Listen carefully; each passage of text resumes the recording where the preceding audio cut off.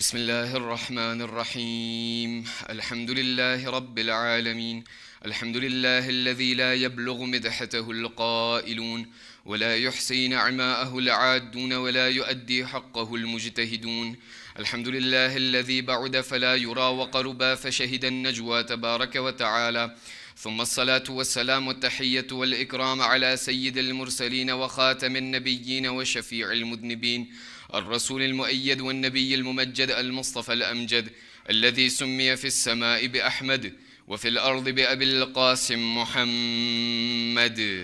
اللهم صل على محمد وآل محمد وعلى أهل بيته الطيبين الطاهرين المعصومين الذين أذهب الله عنهم الرجس وطهرهم تطهيرا. اللهم صل على محمد لا سيما على الإمام المنتظر وحجة الله الثاني عشر ابن العسكري المنتظر، ولعنة الله على أعدائهم أجمعين من الآن إلى قيام يوم الدين. أما بعد، فإن الله الصادق العليم قال في كتابه الكريم القرآن الحكيم: أعوذ بالله من الشيطان الرجيم، بسم الله الرحمن الرحيم. يا أيها الذين آمنوا إذا قيل لكم تفسحوا في المجالس فافسحوا يفسح الله لكم. صدق الله العلي العظيم. اللهم صل على. आनाथी बेहतर रीते एक बावाज़ बुलंद हैदरी सलवात पढ़िए। अल्लाहुम्मा सल्लि अला मुहम्मद। अज़ीज़ान मुहतरम, अस्सलामु अलैकुम व रहमतुल्लाहि व बरकातुहू। घણા વર્ષો થયા, એ તમામ વર્ષોથી લઈને કે આજ દી સુધી, મારા જન્મથી લઈને કે આજ દી સુધી أبا عبد الله سيد الشهداء الحسين بن علي صلوات الله وسلامه عليه. اللهم صل على محمد وآله. ઇમામની યાદમાં અને ઇમામના મુસીબતોના zikરની યાદીમાં આ તમામ મજલિસોને હું બરપા કરું છું અને આ તમામ પ્રોગ્રામ્સને જે છે હું યોજવું છું. આ ઇમામ બારગાના અંદરમાં હર હંમેશ આવતો હોઉં છું અને કેટલા વર્ષો થયા આ મુહર્રમુલ હરામથી લઈને કે 8મી રબીલ અવ્વલ સુધી પાકા આ 2 મહિના અને 8 દિવસને હું મજલિસ બરપા કરું છું. સવાલ આજની આ મજલિસના અંદરમાં આપથી એ કરવા ચાહું છું કે મારી જિંદગીના અંદરમાં હું સુધારો કેટલો લાવ્યો. જેટલા વર્ષોથી લઈને કે આજ દી સુધી મજલિસો સાંભળતો આવું છું, આયા એ મજલિસોની સાથમાં જ્યારે સાંભળતો આવું છું, આ જેટલા પણ પ્રોગ્રામ્સ અને કાર્યક્રમને હું અંજામ આપું છું, આયા આ તમામ પ્રોગ્રામ્સને જે છે હું ફક્ત રસમન રિવાજન હું એમને અંજામ આપું છું યા તો નહીં, એના પછવાડે અગર મારા માસૂમીને મને આ વાતને આ મજલિસોને બરપા કરવાનું કહ્યું છે તો એ મજલિસોના પછવાડે કંઈ એવો ગોલ અને ઓબ્જેક્ટિવ છે કે જેમને હું પ્રાપ્ત કરવાનું મને જે છે એમને ટ્રાય કરવું જોઈએ અને મને હાસિલ કરવાની કોશિશ કરવી જોઈએ. આ મજલિસના કોન્સેપ્ટને સમજવા માટે આપણને સાથમાં મળીને કુરઆન મજીદને ખોલવું છે. એ કુરઆન મજીદને ખોલીને એક સૂરે મુજાદિલા છે. આ સૂરે મુજાદિલાની જે છે 11મી આયતના અંદરમાં પૂરા કુરઆન મજીદને જ્યારે તમે ખોલશો તો આ પૂરા કુરઆન મજીદના અંદરમાં તમને એક એવી જગ્યા દેખાશે કે જ્યાં લફ્ઝે મજલિસને, ધ વર્ડ અને ધ ટર્મ મજલિસને જે છે ત્યાં ઇસ્તેમાલ કરવામાં આવેલ છે. એ કઈ જગ્યા છે? સૂરા મુજાદિલાની 11મી આયત કે જેના અંદરમાં તમને દેખાશે. અલ્લાહ સુબ્હાનહુ વ તઆલા ઇરશાદ ફરમાઈને કહે છે, બિસ્મિલ્લાહિર rahmanir rahim. યા અય્યુહલ્લઝીના આમનુ ઇઝા qīla લકુમ તફસ્સહુ ફિલ મજાલિસ ફફસહુ યફસહિલ્લાહુ લકુમ. એ ઈમાન લાવવાવાળાઓ, એ સાહેબ ઈમાન લોકો, જ્યારે તમને કહેવામાં આવે કે મજલિસ દોરાન, મજલિસ દરમિયાન તમે લોકો માટે જગા અતા કરો, અગર તમે જગા અતા કરશો તો ખુદાવંદ કરીમ તમારા માટે જન્નતના અંદરમાં જગા અતા કરશે.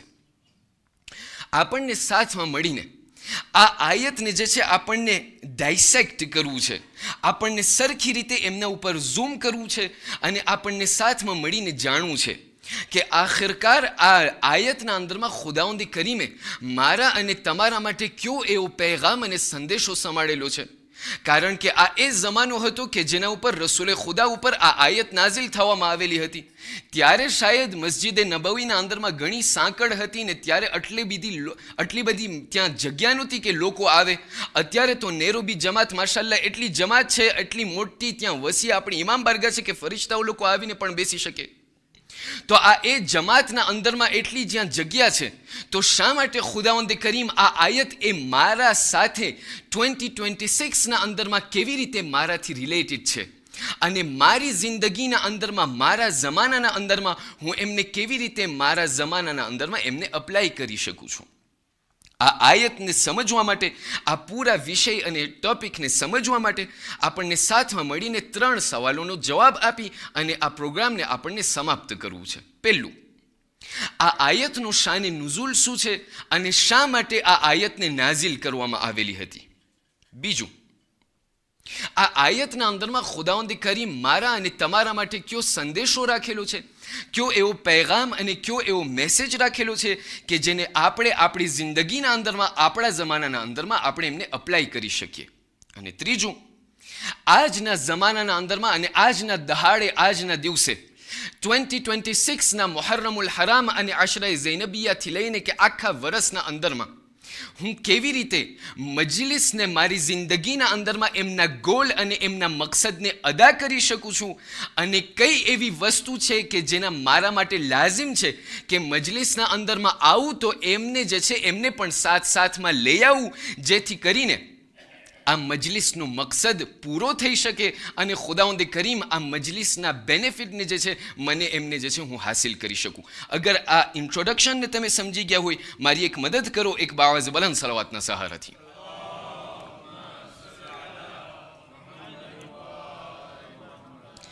સૌથી પહેલા અગર તમને સવાલ કરવામાં આવે કે મજલિસ જે છે આ દુનિયાના અંદરમાં શરૂ ક્યારે થઈ હતી, તારીખને તમે ઉઠાડશો તો હું તમને અત્યારે સવાલ કરવા ચાહું છું, મજલિસ શરૂ ક્યારે થઈ હતી? દરઅસલ અમુક લોકો શાયદ મને કહેશે કે જનાબે ઝૈનબે જે છે સૌથી પહેલી મજલિસ ત્યાં જિંદાને શામના અંદરમાં જ્યારે એ લોકોને રિહાઈ મળી ત્યારે એવણે જે છે ત્યાં મજલિસ બરપા કરી હતી. અમુક લોકો મને કહેશે કે નહીં, સૈયદે સજ્જાદ જ્યારે મદીનાના અંદરમાં વાપસ આવ્યા હતા ત્યારે એવણે જે છે આ મજલિસના સિલસિલાને શરૂ કર્યું હતું. આ જેટલા પણ તમે મને જવાબ આપશો એ તમામ જવાબો જે છે પાર્શિયલી, જેને કે આપણે બરાબર છે, પણ પાર્શિયલી અગર આપણે જોવા જઈએ તો આપણને ઉલમા અને મુઅર્રિખીન લોકો બયાન કરે છે. કીધું ના, યાદ રાખજો, આ જે સૈયદે સજ્જાદ અને શહેઝાદી ઝૈનબ જે શરૂ કર્યું હતું એ મજલિસ ન હતું, એ મૌલા હુસૈનની અઝાદારી અને એમનું ગમ હતું. માત્ર જ્યારે આપણે મજલિસના બારામાં જ્યારે આપણે તપાસ કરીએ તો આપણને ખબર પડશે કે મજલિસ જે છે ઓલરેડી રસૂલે ખુદા મુહમ્મદ મુસ્તફા સલ્લલ્લાહુ અલૈહિ વસલ્લમ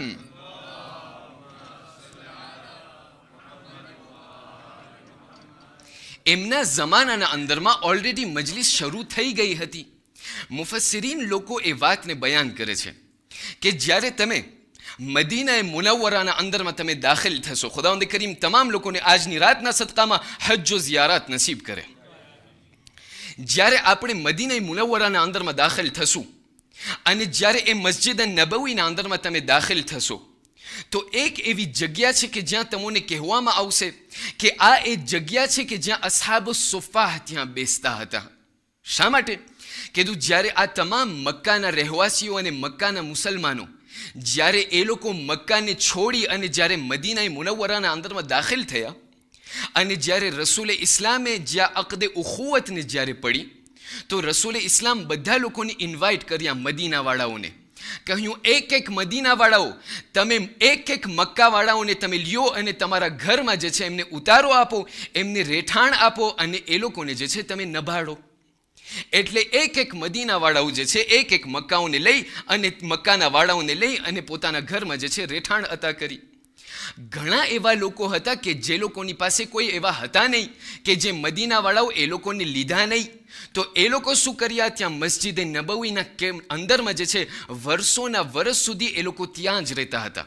ત્યાં એ લોકો ખાય, ત્યાં એ લોકો પીએ, ત્યાં એ લોકો સૂઈ જાય અને ત્યાં જે છે એ લોકો પોતાની જિંદગીને ગુજારે. ત્યાં જે છે એટલા માટે કહેવામાં આવે છે કે આ એ જગ્યા હતી કે જેને સુફાહ કહેવામાં આવે છે. હવે એ જ સુફા નામની જગ્યામાં રસૂલે ઇસ્લામ હર નમાઝ બાદ પોતે એ જગ્યા ઉપર બેસતા હતા અને આ તમામ મુસલમાનો જે છે રસૂલે ઇસ્લામના ઇર્દ ગિર્દમાં બેસી જતા હતા અને રસૂલે ઇસ્લામ ત્યાં મજલિસ બરપા કરતા હતા અને મજલિસ પેશ કરતા હતા. હવે એક દિવસ થયું એમ, મુફસ્સિરીન લોકો આ આયતના અનુસંધાનમાં જે છે એ બયાન કરે છે. કીધું એક દિવસ થયું એમ કે રસૂલે ઇસ્લામ મુહમ્મદિન અલ મુસ્તફા સલ્લલ્લાહુ અલૈહિ વઆલિહિ વસલ્લમ અલ્લાહુમ્મા સલ્લી અલા મુહમ્મદ, રસૂલે ઇસ્લામ જે છે આ પૂરા મદીનાના ગામના અંદરમાં એ એલાન કર્યું. કીધું કાલનું જે મજલિસ હશે અને કાલની જે બેઠક અને એસેમ્બલી હશે એના અંદરમાં હું ચાહું છું, હું રસૂલે ખુદા ચાહું છું, મારો ઈરાદો છે કે મને જે છે મારા જેટલા પણ અસ્હાબે બદ્ર જે હતા, જે બદ્રના અંદરમાં જે લોકો મારો સાથ આપ્યો હતો, મારા લશ્કરના અંદરમાં, એ લોકોને જે છે આપણને બહુમાન કરવું છે, એ લોકોને આપણને જે છે એ લોકોને માન આપવું છે, એ લોકોને જે છે આપણને ડેકોરેટ કરવું છે. જ્યારે મદીનાના ગામના અંદરમાં જ્યારે આ વાત ફેલાઈ ગઈ, હવે મદીનાના અંદરમાં ફક્ત મુસલમાનો ના હતા, અમુક લોકો એવા હતા કે જેમને મુનાફિકીન પણ કહેવામાં આવે છે. હવે મુનાફિકીન લોકોને ખબર પડી કે ત્યાં કાલની મજલિસના અંદરમાં રસૂલે ઇસ્લામ બદ્રના સહાબીઓનું બહુમાન કરશે, એટલે એ લોકોએ નક્કી કર્યું ને તય કર્યું કે કાલની મજલિસના અંદરમાં આપણને રસૂલે ખુદાથી ચોટીને એવી રીતે બેસી જવું છે કે આપણે મોકો નહીં આપે કે બદ્રવાળાઓ આવી અને એ લોકોનું બહુમાન થવામાં આવે. જ્યારે બીજો દિવસ આવ્યો, મસ્જિદ ફૂલ પેક જેને કહેવામાં આવે, એટલું માણસ અને રસૂલે ઇસ્લામથી આ લોકો જે છે ત્યાં ચોટીને બેસી ગયા હતા. ત્યાં પછી વાત જે છે ત્યાં નવરા એ લોકો બેઠા હતા અને રસૂલને જે છે જાત વજાતના સવાલ કરતા હતા, just to waste the time, અને જેથી કરીને બદ્રના સહાબીઓ જે છે ત્યાં અંદરમાં દાખલ ન થઈ શકે. ત્યાં થયું એમ કે બદ્રના એ લશ્કર અને બદ્રના સહાબીઓ થોડાક મોડા થયા, એટલે એ લોકો મસ્જિદના અંદરમાં દાખલ થવાનું કરે પણ મસ્જિદ એટલી ફૂલ કે ત્યાં પગ મૂકવાની ત્યાં જગા ન હતી. એટલે એ લોકો ત્યાં મસ્જિદના દરવાજામાં આવીને ઊભા રહી ગયા અને ત્યાં રસૂલને સલામ કરીને ત્યાં એ લોકો ઊભા રહી ગયા. રસૂલે ઇસ્લામની નજર પડી કે ત્યાં એમના સહાબીઓ ત્યાં સ્ટક થઈ ગયા છે અને એ લોકો મસ્જિદમાં દાખલ થઈ નથી શકતા. તો એ લોકો આ તમામ મુસલમાનોને કહેવા લાગ્યા, એ ભાઈ તમે થોડીક જગા કરો જેથી કરીને ત્યાં બદ્રના મારા લશ્કર અને બદ્રના મારા સાથીઓ મસ્જિદના અંદરમાં દાખલ થઈ શકે. ત્યાં કોઈ જવાબ ના આપ્યો અને કોઈ ન ડગ્યું. જ્યારે કોઈ ના ડગ્યું, રસૂલે ઇસ્લામ બીજી ફેરે એ લોકોને કહ્યું કે એ લોકો થોડીક જગા કરો જેથી કરીને બાકીના લોકો આવી શકે. કોઈ ન ડગ્યું. જ્યારે રસૂલે ઇસ્લામ આ બધું જોઈ છે એવામાં જિબ્રાઈલ અમીન નાઝિલ થયા આ આયતને લઈને. ફર્સ્ટ પાર્ટ કહ્યું, યા અય્યુહલ્લઝીના આમનુ ઇઝા قીલ લકુમ તફસ્સહુ ફિલ મજાલિસ ફફસહુ યફસહલ્લાહુ લકુમ.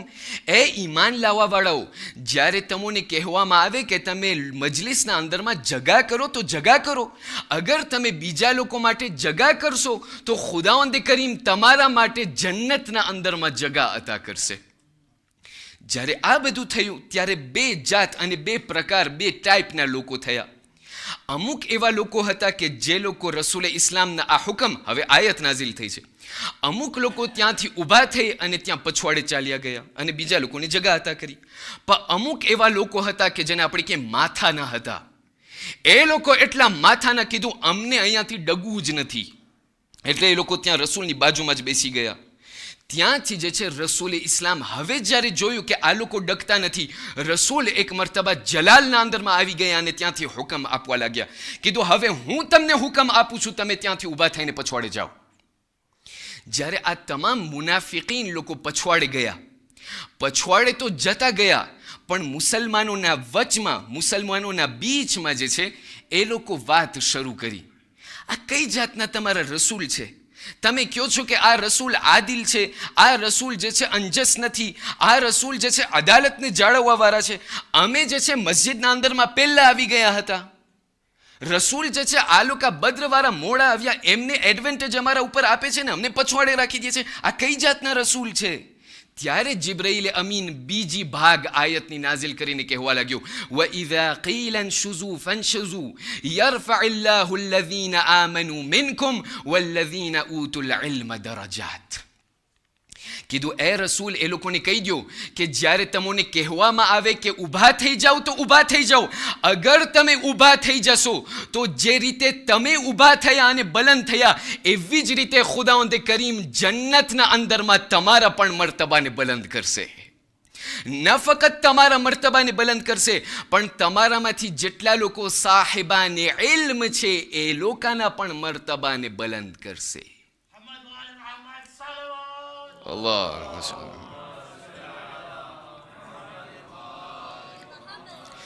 ત્યાંથી કહેવામાં આવે છે અઝીઝાને મુહતરમ, આ શાન નુઝુલ આ પૂરી આયતની કે જેના અંદરમાં આપણને કહેવામાં આવે છે કે આ મજલિસ જે છે એ જનાબે ઝૈનબથી શરૂ નથી થઈ.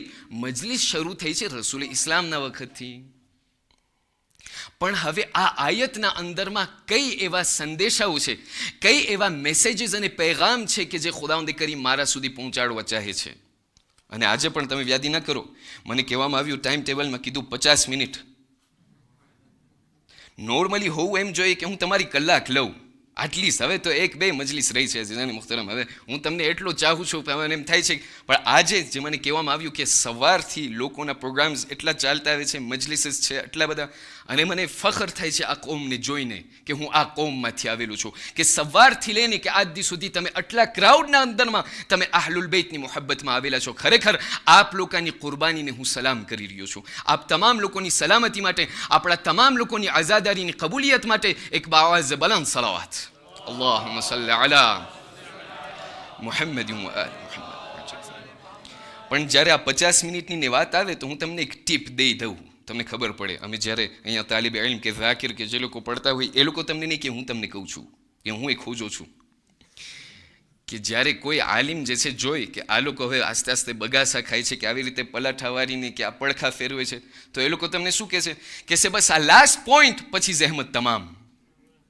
પછી જહેમત તમામમાં તમે સમજી જાઓ કે બીજી અડધી કલાક નીકળશે.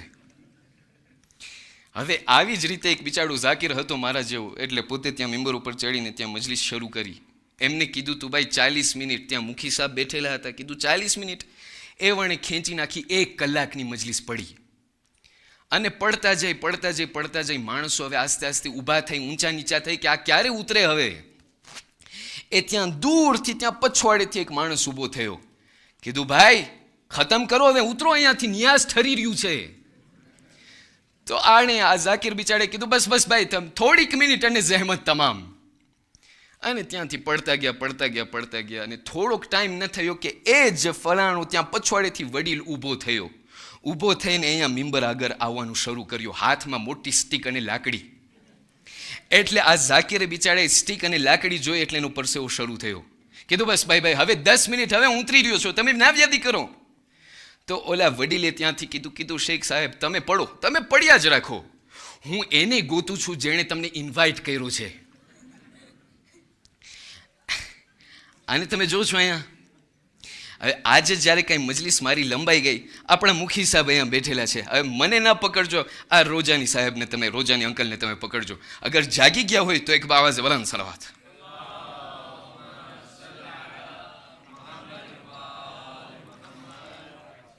ત્યાંથી મને કહેવામાં આવે છે કીધું આ 2 કેવા સંદેશા છે. ઉલમા લોકો અને મુફસ્સિરીન લોકો મને બયાન કરે છે. કીધું 2 એવા પૈગામ છે કે જે આ મજલિસના અનુસંધાનમાં આપણને કહેવામાં આવે છે. અગર છેલ્લે સુધી સાંભળશો તો તમને યુ વિલ એન્જોય ઇટ. કીધું સૌથી પહેલો પૈગામ આ આયતના અંદરમાં જે તમને દેખાડવામાં આવે છે તે એ છે કે જ્યારે ખુદાવંદ કરીમનો કોઈ પણ હુક્મ જ્યારે કહેવામાં આવે છે ને, જ્યારે અનાઉન્સ કરવામાં આવે છે ને, તો તમને 2 જાતના લોકો દેખાશે. પહેલા પ્રકાર અને પહેલી કેટેગરી લોકોની એ હશે કે જે લોકો સરાંખો પર કહેશે કે ભાઈ જે પણ હુકમ ખુદાવંદ કરીમ પાસેથી આવશે, રસૂલ ઇસ્લામ પાસેથી આવશે, મરાજિ કિરામ પાસેથી આવશે, અમે સમઅન વ તાઆ, અમે જે છે એમના ઉપર અમલ કરશું. પણ તમને બીજી કેટેગરી એવી દેખાશે કે જે લોકો કોઈ પણ સામેથી ઇસ્લામનો કંઈ હુકમ આવ્યો તો કહેશે કેમ. કીધું દાઢી શેવ ન કરો કેમ, અઝાદારી કરો કેમ. એક મરહૂમ હતા અલ્લામા ઝીશાન હૈદર જવાદી મરહૂમ, ખુદાએ મરહૂમને જન્નતમાં આલી દરજ્જો એનાયત કરે. એ પોતે કહેતા હતા કે આજનો જમાનો તમને ખબર છે કેવો જમાનો છે? એટલો જમાનો ખરાબ થઈ ગયું છે આજે. કીધું આજે જ્યારે એક જવાનો જે છે આપસમાં જ્યારે એકબીજાથી ભેગા થાય તો કહેશે હાય, છે કે નહીં? હાય. આજે તો દીકરો બાપને કે જો જગ્યા હાય, પણ ઉર્દુમાં હાય નહીં. ઉર્દુમાં હાય બીજું કંઈ અર્થ થાય છે. તો કે જ્યારે એકબીજા ભેગા થાય તો કહેશે હાય, જ્યારે એકબીજાથી જુદા થાય તો કહેશે બાય, અને જ્યારે હુકમ કંઈ શરીયતનો આવે કે મરજાનું કંઈ ફતવો આવે તો કહેશે વાય. કીધું હાય, બાય ને વાય, આ ત્રણ શબ્દમાં આપણી પૂરી કમ્યુનિટીનો ખુલાસો થઈ જાય. હવે આ વાય જે છે ક્યારેક ક્યારેક બરાબર છે, પણ ક્યારેક ક્યારેક જ્યારે મારી પાસે આમનો જવાબ ન હોય તો એમને જે છે ખુદાવંદે કરી મને દેખાડવા ચાહે છે. અરે હું તમને ઉલમાની વાત કરું, ખુદ ઉલમા લોકો બયાન કરે છે કે જ્યારે તમે અહકામને તમે જોશો ને, રૂલિંગ્સને, તો તમને ત્રણ પ્રકારના રૂલિંગ્સ તમને દેખાશે. સૌથી પહેલો પ્રકાર રૂલિંગનો તમને એ દેખાશે કે જે ઇન્સાનની એમની જે છે ઇન્સ્ટિંક્ટ, એમની ફિતરત સમજી શકે છે. ફોર એક્ઝામ્પલ, અત્યારે તમે એક જવાનને જો અને તમે જવાનને કહો કીધું ભાઈ શાદી કર, એ શાદી કરવાનું જે છે પોતે એમનું ઇન્સ્ટિંક્ટ અને એમનું ફિતરત સમજે છે. એ પોતે તમને કહેવા નહીં આવે કે ભાઈ શા માટે હું શાદી કરું. શા માટે? કારણ કે એક એવી વસ્તુ છે કે એમની ફિતરત સમજી શકે છે. ફોર એક્ઝામ્પલ, બીજા એવા રૂલિંગ અને બીજી કેટેગરી એ છે કે જે ઇન્સાનની ફિતરત નથી સમજતી પણ ઇન્સાનની અક્લ સમજી શકે છે. દાખલા તરીકે, તમે અત્યારે નમાઝ પઢી રહ્યા છો, ઉલમાની સાક્ષીએ બોલી રહ્યો છો. અત્યારે તમે નમાઝ પઢી રહ્યા છો. આપણે ત્યાં મુંબાસાના અંદરમાં ક્યાંય ગયા અને ત્યાં દરિયાકાંઠે ગયા અને ત્યાંથી આપણને એમ થયું ભાઈ નમાઝે જમાત પડવું છે. ત્યાંથી નમાઝે જમાત અમે શરૂ કર્યા.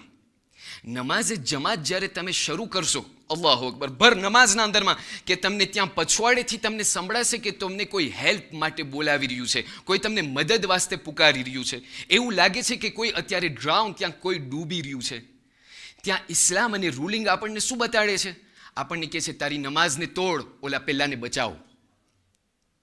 નમાઝને તોડ, તારા માટે વાજિબ છે કે ઓલાને તું બચાવ પહેલા. તમને ત્યારે કોઈ કહેવા નહીં આવે કે ભાઈ શા માટે નમાઝ તોડો. ના, કારણ કે આ એક એવી વસ્તુ છે કે મારી અક્લ સમજી શકે છે નમાઝને તોડી અને બીજાની જાનને બચાવવું વાજિબ છે. પણ અમુક એવા રૂલિંગ્સ જે છે એવા છે કે જે ન મારું ફિતરત સમજી શકે છે, ન મારી અક્લ સમજી શકે છે. અત્યારે તમે મને કહેશો બસ ભાઈ શા માટે સુબહની નમાઝ 2 રકાત છે અને મગરિબની 3 રકાત છે? ભાઈ મને નથી ખબર. અમુક એવી વસ્તુઓ છે કે જે માસૂમીન બયાન કરેલ છે, પણ અમુક એવી વસ્તુઓ છે કે જે આપણને એમનું કારણ બતાવવામાં નથી આવ્યું. ઉલમાથી જ્યારે સવાલ કરવામાં આવ્યું શા માટે, એ લોકો આપણને જવાબ આપે છે કારણ કે અગર તમને બધી વસ્તુઓનો વાય તમને સમજાવી દેવામાં આવત તો પછી તમને કેમ ખબર પડે કે જે આ અહકામને તમે બજાવી લાવી રહ્યા છો એ તમારા પોતાના સ્વાર્થ અને ઇન્ટરેસ્ટ માટે છે કે ખુદાની રાજીપા માટે છે? આયા ખુદાને રાજી કરવા માટે તમે કરી રહ્યા છો કે પછી તમારો પછવાડે તમારા પોતાનું બેનિફિટ તમે જોઈ રહ્યા છો? અને આવા હતા એવા લોકો અઝીઝાન મુહતરમ આપણા અઈમ્માના અસહાબમાંથી. છઠ્ઠા ઇમામ સાદિક આલ મુહમ્મદ જાફર ઇબ્ન મુહમ્મદ સાદિક સલાવતુલ્લાહી વસલામુ અલૈહ,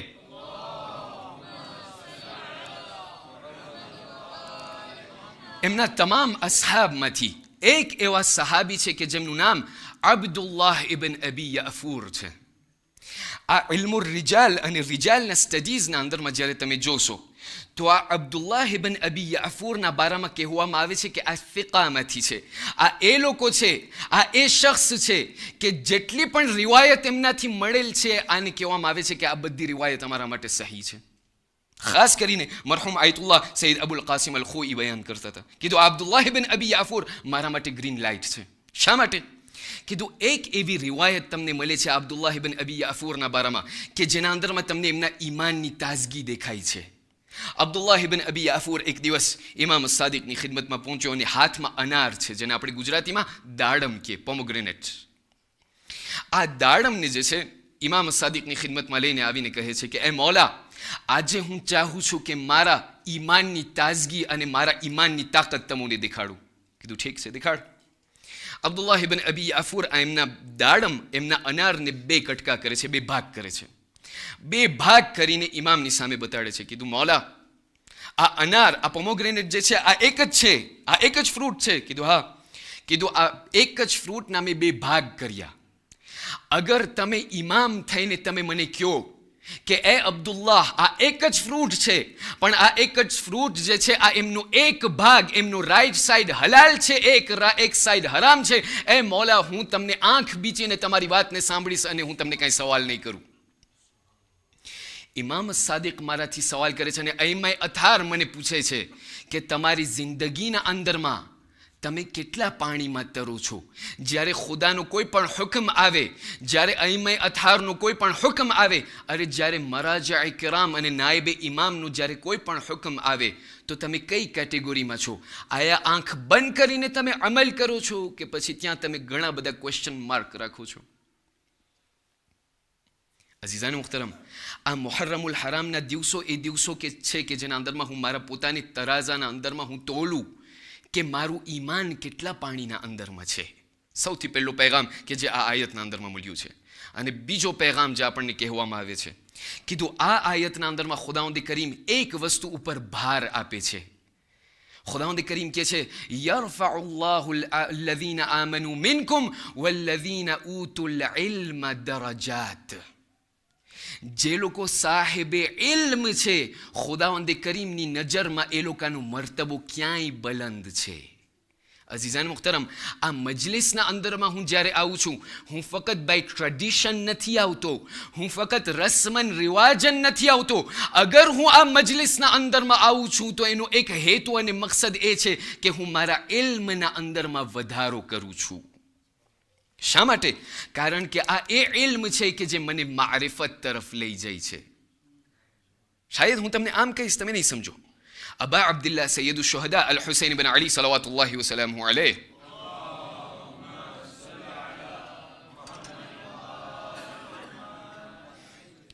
ઇમામ અલ હુસૈનના બારામાં તમે સાંભળ્યા હશો કરબલાના અંદરમાં. કીધું 9મા દિવસે જ્યારે ઉમર ઇબ્ન સાદ આવીને ત્યાંથી એમને કહ્યું કે ભાઈ શું નિર્ણય લીધો છે, શું ડિસિઝન છે, આપણે જંગ શરૂ કરી નાખીએ છે, ત્યારે આપણે શું સાંભળીએ છીએ? કીધું મૌલા હુસૈન ત્યાં અબલ ફضલને કહેવા લાગ્યા. કીધું એ અબલ ફضલ જાઓ એ લોકોની પાસે, કીધું 1 રાતની મોહલત માંગો. છે કે નહીં? કીધું આ 1 રાતની મોહલત શા વાસ્તે, કેના માટે? તમે મને કહેશો ઇબાદત માટે. વાત બરાબર છે, ત્યાં તારીખના અંદરમાં મક્તલના અંદરમાં લખેલું છે. કીધું અમને 1 રાત ખપે છે ઇબાદત માટે. પણ ઉલમાથી જ્યારે તમે સવાલ કરશો કે ડીપર અગર તમે જોવા જાઓ તો આ ઇમામે શા માટે 1 રાત વધારાની માંગી હતી? શું એ લોકો અલયાદુ બિલ્લાહ 9મી રાતના અથવા 8મી રાતના એ લોકો ઇબાદત નહોતા કરતા? ઇબાદત કરતા હતા. શા માટે 1 રાત વધારે? ઉલમા લોકો જવાબ આપે છે. કીધું ઇમામ અલ હુસૈન, આજ એક સહાબી જે છે ઇમામ અલ હુસૈનની પાસે સવાલ કર્યો. કીધું મૌલા શા માટે 1 રાત વધારે તમે માંગો છો? આપણને તો ખબર છે આપણે મરવા જઈ રહ્યા છે, આજે મરે કે કાલે મરે, that doesn't make any difference. શા માટે તમે 1 રાત વધારાની માંગો છો? ઇમામ અલ હુસૈને ત્યારે જવાબ આપ્યો, કહ્યું શાયદ યઝીદના કેમ્પમાંથી કોઈ પણ નીકળીને આપણા કેમ્પમાં આવી જાય. શાયદ કોઈ પણ ઝુલુમાત અને અંધારામાંથી નીકળીને નૂરના કેમ્પ તરફ આવી જાય. આ એ રાત હતી કે જેના અંદરમાં હોર યઝીદના લશ્કરમાંથી નીકળીને હુસૈનના લશ્કરમાં આવી ગયા.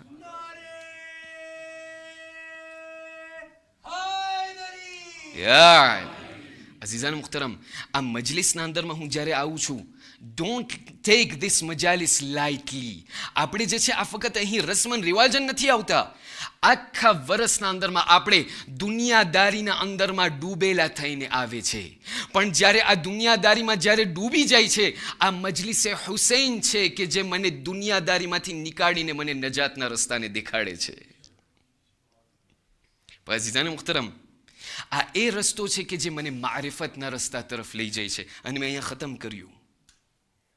આ છેલ્લો સવાલ આપ લોકોની સામે હું અત્યારે મૂકી રહ્યો છું. જ્યારે આ બધી મારિફતની વાત આવે, અગર હું તમને સવાલ નથી કરતો, બધે પોતપોતાની જગ્યાએથી સવાલ કરે, અગર હું કરબલાના અંદરમાં 61મી હિજરીના અંદરમાં હોત તો હું કેના લશ્કરના અંદરમાં હોત? એટલા માટે હું આ મજાલિસના અંદરમાં આવું છું કે હું મને પોતાની ક્વેશ્ચનિંગ કરું, કે હું મને પોતાને ત્યાં પોતાને સેલ્ફ હું મને પોતાને પૂછું કે હું અત્યારે કેના લશ્કરના અંદરમાં હોત? આયા હુસૈનના લશ્કરમાં હોત કે હું પછી બહાના કાઢીને હું કહેત, એ મૌલા તમે શહીદ થઈ જાઓ, તમારું બધું થઈ જાય, હું તમારા પૈગામને મદીના સુધી પહોંચાડીશ. એવા લોકો હતા. અને યાદ રાખજો અઝીઝાન મુહતરમ, હું જ્યારે ઝિયારતે વારિસા પડું અને ઝિયારત વારિસાના અંદરમાં હું કહું ફયા લૈતની કુન્તુ મઅકુમ ફઅફૂઝ મઅકુમ, તમે પોતે પોતાને સવાલ કરો, આ ધ્યાન રાખીને તમે આ વર્ડ અને આ જુમલાને પડજો. નથી કહેતો ના પડો, પણ જ્યારે પડો તો તમે પોતાને ત્યાં ક્વેશ્ચન તમે પોતે કરો કે ખરેખર અગર હું કરબલાના અંદરમાં હોત તો હું ક્યાં ઊભો હોત. એક આલિમ બયાન કરે છે, કીધું હું એટલો, મારી આદત હતી, મને હુસૈન ઇબ્ન અલીના બારામાં મને એટલો મને જજ્બો, હું માતમ કરું, ઝિયારત પડું, આ કરું, ફલાણું કરું, અને જ્યારે પણ મોકો આવે ત્યારે હું ખુદાને લોસું પ્રોપરલી. હું ખુદાને કહું, એ ખુદા તે શા માટે મને આ જમાનામાં રાખ્યો, તું મને કરબલામાં રાખ્યો હોત, હું ઇમામની મદદ કરત. હર હંમેશ હું કહેતો હતો ફયા લૈતની કુન્તુ મઅકુમ ફઅફૂઝ મઅકુમ. કીધું એક રાતના હું સૂતો, સપનાના અંદરમાં હું જોયો કે હું કરબલાના મેદાનના અંદરમાં છું.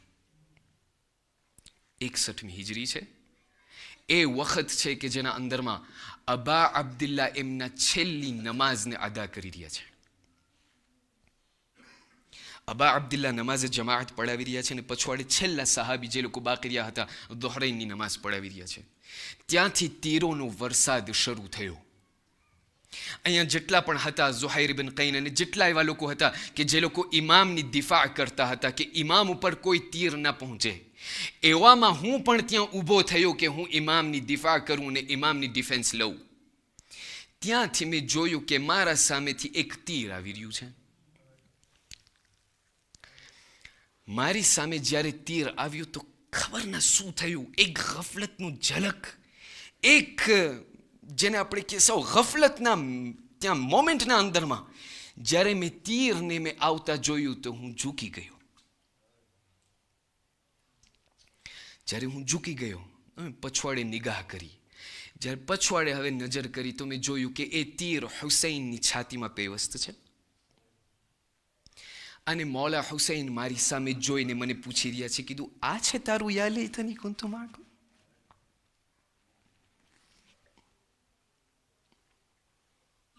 અઝીઝાન મુહતરમ, હું જ્યારે આ મજલિસના અંદરમાં આવું છું, રસ્મન રિવાજન નથી આવતો. આ મજલિસના અંદરમાં આવવાનું એક કારણ એ છે કે હું મારા પોતાના નફ્સને ઝીંઝોડું, મારા પોતાના નફ્સને હું જગાડું અને હું મારા પોતાને પૂછું વેર એમ આઈ સ્ટેન્ડિંગ. હું ઇમામના કઈ કોના તરફ હું રહ્યો છું, હું ક્યાં ઊભો છું. કાલે અગર જમાનાના ઇમામ મારી પાસે આવીને મને બોલાવ્યા કે અહીં હલ મિન નાસિરિન યન્સુરુના, તો હું ઇમામને કઈ રીતે જવાબ આપીશ? આ મજલિસ મારા માટે એક ટ્રેનિંગ છે. કેવી ટ્રેનિંગ? જેવી ટ્રેનિંગ અબુલ ફضل અબ્બાસે ત્યાં કરબલામાં દેખાડી હતી. अबुल फضल अब्बास को जब दूसरी मुहर्रम को कहा गया कि अब्बास खैमों को यहां से हटा दो, आप ये समझते होंगे कि अब्बास के लिए बहुत आसान था, नहीं अज़ादारों, लेकिन मौला हुसैन भी जानते थे कि अब्बास के लिए वो आसान नहीं था. ये आसान चीज़ नहीं थी कि खैमों को जो है वहाँ से हटाया जाए. इसीलिए मौला हुसैन खुद अब्बास के पास नहीं गए, मौला हुसैन जनाब ज़ैनब के पास गए. जाकर फरमाने लगे, ए बहन ज़ैनब, जाओ अब्बास से कहो को कि खैमे को हटा दे. जब जनाब ज़ैनब के पास, जब जनाब अब्बास ने जो है अबुल फضल अब्बास जनाब ज़ैनब से सुना कि ए अब्बास खैमों को यहाँ से हटा दिया जाए, अब्बास ने कौन सी वफादारी दिखाई अज़ादारों? कहा बिनते अली के पास से जो है ये ऑर्डर आया, ये हुक्म आया है. अज़ादारों, एक ऐसा वक्त आया, अकबर का लाशा भी खैमे तक आ चुका था, कासिम का लाश भी आ चुकी थी, और मोहम्मद की लाश आ चुकी थी. अब्बास ने एक मरतबा मौला हुसैन से सवाल किया, ए मौला हुसैन, ए आका, अब मुझे जाने दीजिए. अज़ादारों, मौला हुसैन फरमाने लगे, ए अब्बास, मैं तुमको कैसे जाने दूं, किस तरह से जाने दूं, तुम मेरे लश्कर के अलमदार हो. मौला अब्बास ने एक ऐसा सवाल किया कि जो कलेजे को फाड़ देता है. कहा, ए आका, مجھے قبول ہے، لیکن وہ لشکر کہاں رہا جس کا میں علمدار ہوں؟ عزادارو، ایک ایسا وقت بھی آیا کہ جب مولا حسین نے عباس کو اجازت دی، اور وہاں سے جب ابو الفضل العباس مشک سکینہ کو لے کر جب وہاں نہر فرات تک پہنچے، نہر فرات پہ آ کر مولا عباس نے ایک مرتبہ چلو میں پانی لیا، نہ جانے کیا ہوا، لیکن اسی پانی کو لے کر ایک مرتبہ دوبارہ نہر فرات میں پھینکا۔ علماء سے میں نے خود سنا ہے، ارباب منبر بیان کرتے ہیں کہ اس کو کیوں مولا عباس نے اس طرح کی حرکت کی تھی ہم کسی کو نہیں معلوم، لیکن شاید مولا عباس کو ماہ مبارک رمضان کی 21 شب یاد آ گئی ہوگی کہ جب مولا علی جب اپنے بستر علالت پر لیٹے ہوئے تھے، اور جب علی بن ابی طالب نے اپنے بیٹے عباس کو بلا کر کہا ہوگا کہ اے عباس، اذا کان یوم عاشوراء، جب عاشور کا دن آئے اور جب نہر فرات تک پہنچ جاؤ تو اے عباس خبردار پانی کا ایک قطرہ بھی نہ پینا، کیونکہ تمہارا بھائی حسین، تمہارا آقا حسین خیمے میں پیاسا ہوگا۔ دارو، بس مولا عباس نے جب نہر فرات پر مشک سکینہ کو بھر کر جب واپس چلے، عزادارو ایک دشمن وہاں سے نکل آیا اور عباس کے رائٹ ہاتھ کو جو ہے وہاں سے کاٹا، قلم کیا۔ عزادارو عباس نے ایک مرتبہ مشک سکینہ کو لے کر جب بائیں ہاتھ پر لیا اور جب آگے بڑھے، ایک ایسا وقت بھی آیا کہ عباس کے بائیں ہاتھ کو بھی قلم کر دیا گیا۔ ایک ایسا بھی وقت آیا کہ جب حرملہ نے تیر جوڑا اور تیر کو عباس کا نشان بنایا، عباس نے جو ہے جب تیر مشک سکینہ پر لگی، ایک تیر اب مشک سکینہ کو چھیدا، ایک تیر عباس کی آنکھوں میں لگی۔ عزادارو ایک ایسا دشمن بھی آیا کہ جو عباس کے پیچھے آ کر عباس کے سر پر ایک ایسا گرز مارا، عباس خود کو گھوڑے پہ سنبھل نہ پائے، ارے عزادارو عباس زمین کربلا پر گرے۔ بس ایک ایسا وقت آیا کہ مولا حسین دوڑتے دوڑتے عباس کی لاش تک پہنچے، دیکھا عباس اپنی آخری سانسیں لے رہے ہیں۔ عباس نے ایک مرتبہ، حسین نے ایک مرتبہ عباس کے سر کو اپنے زانوں پہ رکھا۔ عباس نے کہا اے آقا، آخری وصیتیں میری سن لے۔ کہا عباس اپنی وصیت کرو۔ کہا آقا میری پہلی وصیت یہ ہے کہ میرے لاش کو خیمے تک نہ لے جانا۔ کیوں؟ کہا کیونکہ میں سکینہ سے شرمندہ ہوں۔ سکینہ سے جب جدا ہوا تھا تو وعدہ دیا تھا کہ پانی کو لے آؤں گا۔ عزادارو کہا دوسری وصیت کیا ہے؟ کہا میری دوسری وصیت یہ ہے کہ آقا حسین، جب میں دنیا میں آیا تو میں نے اپنے بابا سے سنا ہے کہ سب سے پہلی زیارت میں نے کی تو آپ کے چہرے کی زیارت کی تھی۔ بس میں چاہتا ہوں، آخری سانسیں لے رہا ہوں، میں چاہتا ہوں کہ آخری بار آپ کی زیارت کر لوں، لیکن اے آقا حسین، ایک آنکھ میں تیر ہے، ایک آنکھ میں خون ہے، بس ایک زحمت دینا چاہتا ہوں کہ میری آنکھوں سے خون کو ہٹا دیا جائے۔ اے آقا حسین، آپ کو میں زحمت نہ دیتا، لیکن اب حالت ایسی ہے کہ میرے ہاتھ میرے پاس نہیں ہے۔ عزادارو بس ایک مرتبہ حسین نے اپنے ابا کے دامن سے ارے خون کو صاف کیا، عباس نے چہرے کی زیارت کر لی۔ عزادارو تب سے مولا حسین نے جو ہے وہاں کہا، فرمانے لگے، کہا عباس میری بھی ایک وصیت ہے۔ کہا کیا؟ کہا بچپن سے ابھی تک جب مجھے پکارتے تھے آقا اور مولا کر کے پکارتے تھے، اب دنیا سے جا رہے ہو، ایک بار مجھے بھائی کہہ دو۔ عزادارو عباس ایک مرتبہ کہا، اپنی پوری اپنی طاقت کو ملا کر کہا اے بھائی حسین، اور وہاں سے جنت میں روح پرواز ہو چکا. عزادار مولا حسین نے ایک مرتبہ علم کو دوبارہ لیا، خیمے کی طرف آگے چلے. جناب سکینہ نے جب دیکھا علم نزدیک آ رہا ہے، سب بچوں کو جمع کر کے فرمانے لگے اے بچوں تیار ہو جاؤ، پانی نزدیک آ رہا ہے. عزادارو، یہ سکینہ کے دل کی کیا حالت ہوگی جب دیکھا علم واپس آیا لیکن علمدار نہ آیا. جناب سکینہ نے ایک مرتبہ نہر فرات کا رخ کیا، کہا چچا عباس اب مجھے پانی نہیں چاہیے.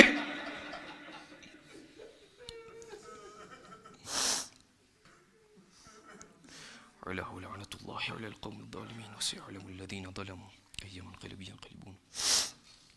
إنا لله وإنا إليه راجعون. یا حسین